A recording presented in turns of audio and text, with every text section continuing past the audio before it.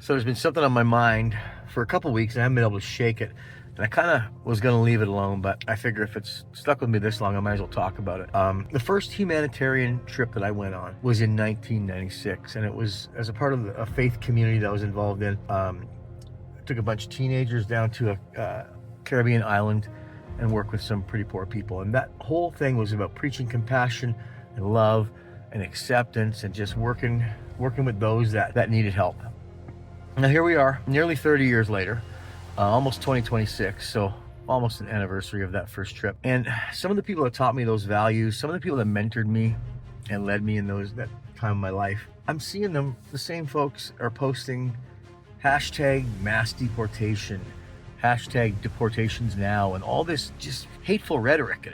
It's wild to me. Now, let's be honest, this is not about policy. It's not about patriotism. This is fear wrapped in a cheap Halloween costume. There's nothing more than that.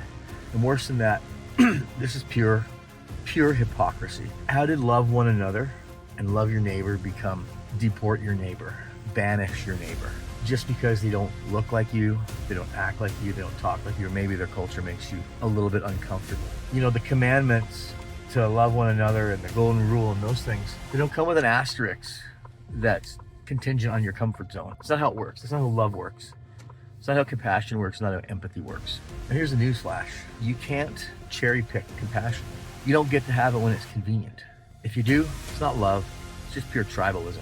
Here's where it hits. Your mass deportations, let's put a face to them. Here's some people that I know. These kids, according to the standards of the movement right now, these kids would be gone. This little girl, gone.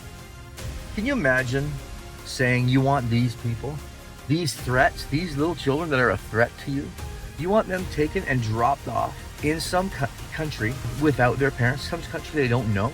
Here's one more. Yep, that's my daughter. See, I know what it's like to be in the middle of a mass deportation. I know what it's like to have a government and a group of people try and get rid of you because of someone's skin color. That's what we went through with our daughter. And right now, she came to Canada under the same circumstances as the people you want deported. What the hell? Here's some reality. Right now in the US, there's 4.4 million children that are the product of at least one illegal parent. So undocumented parent, or a parent that's crossed the border or whatever. That's 4.5 million kids. Are they really a threat to you? Is that really where we've come? If your version of faith or values can justify that, let's stop pretending it's about love. Let's call it what it is. It's about power. It's about fear. It's pathetic. 30 years ago, this community taught me compassion, taught me love, and taught me acceptance. It's about time they relearn it themselves.